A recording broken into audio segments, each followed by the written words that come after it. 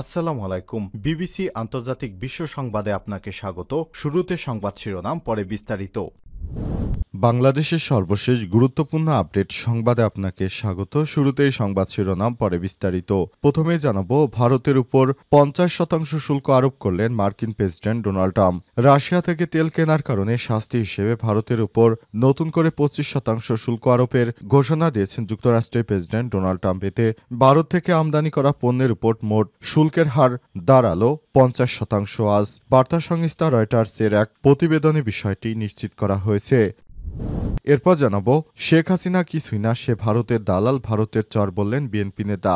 বিএনপির জাতীয় নির্বাহী কমিটির সদস্য সাবেক এমপি এম নাসের রহমান বলেছেন, শেখ হাসিনা কিছুই না, সে ভারতের একজন দালাল, ভারতের একজন চর। আজ মৌলভীবাজার শহরের এসআর প্লাজার সামনে জেলা বিএনপি আয়োজিত জুলাই আগস্ট বিপ্লবের বর্ষপূর্তি ও ছাত্র জনতার বিজয় উৎসবের শোভাযাত্রা শেষে সমাবেশে প্রধান অতিথির বক্তব্যে তিনি এসব কথা বলেছেন। এদিকে নির্বাচন আয়োজনে ইসিকে চিঠি দিলেন প্রধান উপদেষ্টা। আগামী বছর তথা ২০২৬ সালের ফেব্রুয়ারি মাসে রোজা শুরুর আগে জাতীয় সংসদ নির্বাচন আয়োজনের জন্য সকল প্রস্তুতি সম্পন্ন করতে নির্বাচন কমিশনকে পত্র দিয়েছেন প্রধান উপদেষ্টার কার্যালয়। এই পত্রের মাধ্যমে নির্বাচন আয়োজনের জন্য সরকারের পক্ষ থেকে নির্বাচন কমিশনকে অনুরোধ এর আনুষ্ঠানিকতা সম্পন্ন হলো।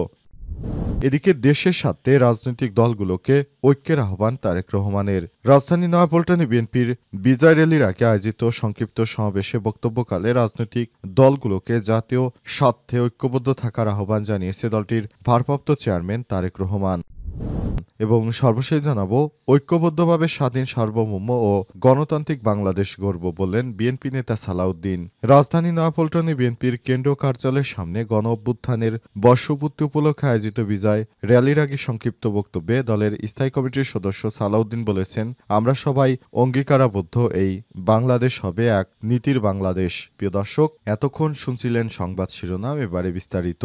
তবে তার আগে বন্ধুরা, অনুরোধ থাকবে সংবাদটিতে একটি লাইক দিন।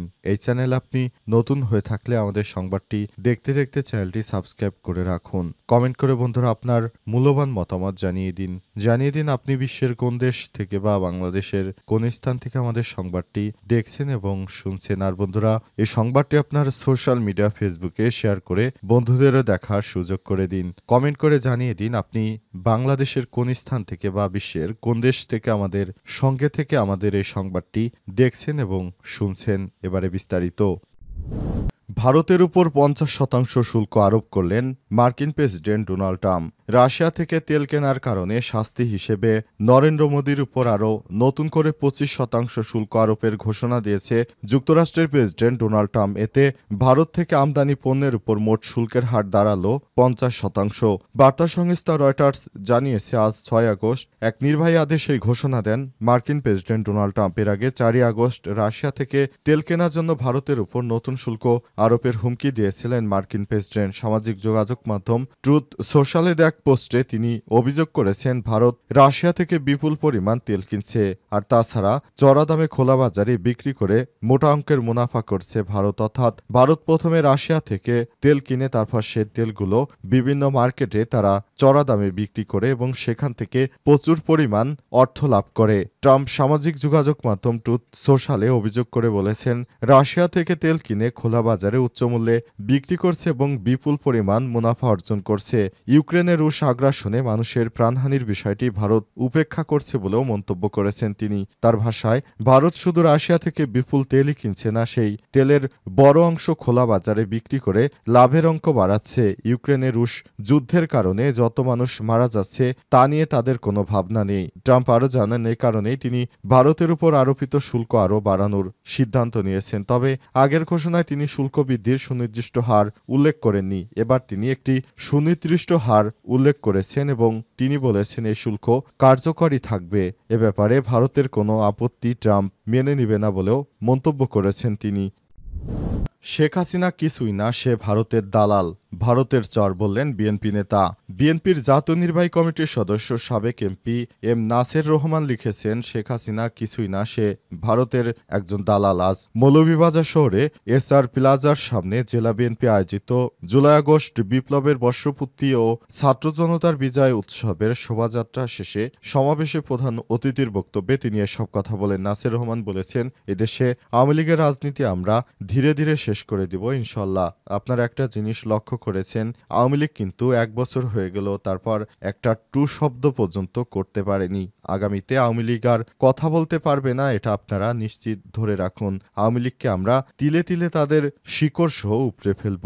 ভবিষ্যতে যেন আওয়ামী লীগ এদেশে আর কখনোই আসতে না পারে, কারণে বিএনপির নেতাকর্মীরা সর্বাত্মক কাজ করে যাবে বলেও মন্তব্য করেছেন তিনি আরো বলেন, 17 বছর আমাদের নেতাকর্মীদের যে হারে নির্যাতন করেছে, আমরা কিন্তু এখনো তাদের বিরুদ্ধে কোনো অত্যাচার নির্যাতন শুরুই করিনি। আমরা যদি নির্যাতনের স্টিম রোলার চালাতাম, তাহলে দেশে যে পরিমাণ আওয়ামী লীগ নেতাকর্মী আছে, এতদিন সবার অবস্থা আরও খারাপ হয়ে যেত। সুতরাং আওয়ামী লীগকে ইনশাল্লাহ এবার ক্ষমতা আসলে বিএনপি ধীরে ধীরে তার শিকড় সহ সমূলে উৎপাটন করে ফেলবে বলেও মন্তব্য করেছেন তিনি আরো বলেন, আমরা রাষ্ট্রটাকে এমন একটি পর্যায়ে নিয়ে যেতে চাই যেখানে আর কোনো ফ্যাসিবাদ এদেশে জায়গা করে নিতে পারবে না বলেও মন্তব্য করেছেন বিএনপির এই নেতা। তিনি দেশবাসীর উদ্দেশ্যে বলেছেন, তরুণদের প্রথম ভোট বিএনপিকে দিয়ে আপনারা এবার ট্রাই করে দেখুন বিএনপি দেশের জন্য কি পরিমাণ কাজ করে।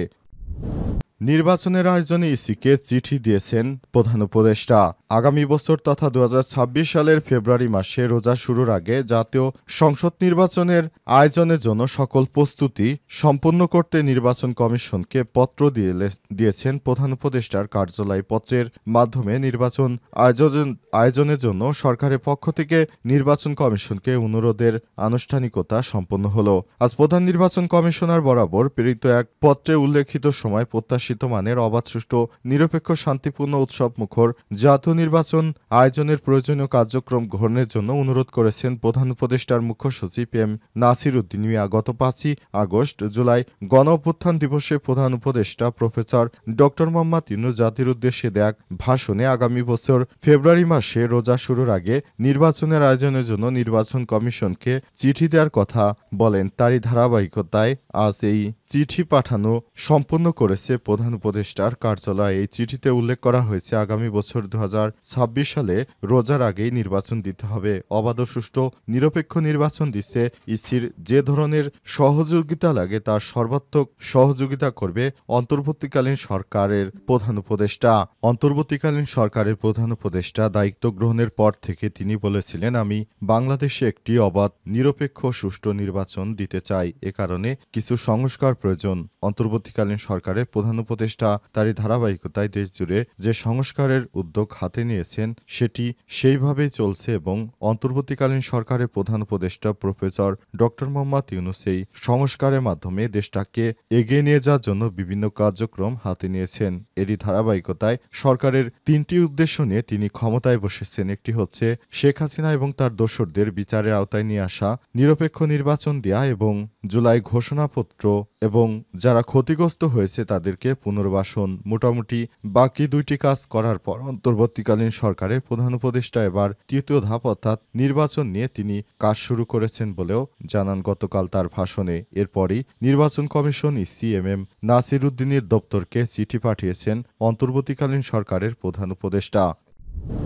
দেশের স্বার্থে রাজনৈতিক দলগুলোকে ঐক্যের আহ্বান তারেক রহমানের। রাজধানী নয়াপল্টনে বিএনপির বিজয় র্যালির আগে আয়োজিত সংক্ষিপ্ত সমাবেশে বক্তব্যকালে রাজনৈতিক দলগুলোকে জাতীয় স্বার্থে ঐক্যবদ্ধ থাকার আহ্বান জানিয়েছেন দলের ভারপ্রাপ্ত চেয়ারম্যান তারেক রহমান। তিনি বলেছেন, আসুন আমরা সমস্ত রাজনৈতিক দলগুলো এক হয়ে যাই, এক হয়ে স্বৈরাচারকে আমরা যেন বাংলাদেশে ফিরে আর ফেরত আসতে না পারে, এ কারণে সর্বাত্মক চেষ্টা চালিয়ে যাই। অন্তর্বর্তীকালীন সরকারের প্রধান উপদেষ্টা আমাদের যে পথ পথ দেখিয়েছে, সেই পথ অনুসরণ করে আমরা বাংলাদেশটাকে আরও ভবিষ্যতের দিকে এগিয়ে নিয়ে যাই, এই মন্তব্য করেছেন বিএনপির ভারপ্রাপ্ত চেয়ারম্যান তারেক রহমান। লন্ডন থেকে ভার্চুয়ালি যুক্ত হয়ে আজ নয়াপল্টনে বিএনপির কেন্দ্রীয় কার্যালয়ে বিএনপি চেয়ারপারসন রাজনৈতিক কেন্দ্র কার্যালয়ে এক ভার্চুয়ালি বক্তব্যে সব কথা বলেছেন তিনি দেশ ও জনগণের কল্যাণে সবার সহযোগিতা ও সমর্থন কামনা করেছেন। নাগরিকদের প্রতি আহ্বান জানিয়ে তারেক রহমান বলেছেন, নিরাপদ বাংলাদেশ গড়তে এখনই সিদ্ধান্ত নেওয়ার সময়। ফ্যাসিবাদের সময় আমরা নিরাপদ ছিলাম না, আমাদের সন্তানরা নিরাপদ ছিল না। ভোটাধিকার কেড়ে নেওয়া হয়েছিল, দেশকে বন্দিশালায় পরিণত করা হয়েছিল। গণতন্ত্র ভোটাধিকার প্রতিষ্ঠায় নাগরিকদের আরও সতর্ক হওয়ার আহ্বান জানিয়েছেন তিনি। ২৪-এর আন্দোলনে আসা সুযোগকে কাজে লাগাতে হবে। রাজনৈতিক শক্তি প্রতিষ্ঠা করতে পারলে ভবিষ্যতে আর কেউ ফ্যাসিবাদ প্রতিষ্ঠার সুযোগ পাবে না। বিজয় মিছিল প্রসঙ্গে তারেক রহমান বলেছেন, পতিত পলাতক স্বৈরাচার যেন দেশে ফিরে আসতে না পারে, কারণে সবাই একসঙ্গে কাজ করতে হবে বলেও মন্তব্য করেছেন বিএনপির ভারপ্রাপ্ত চেয়ারম্যান।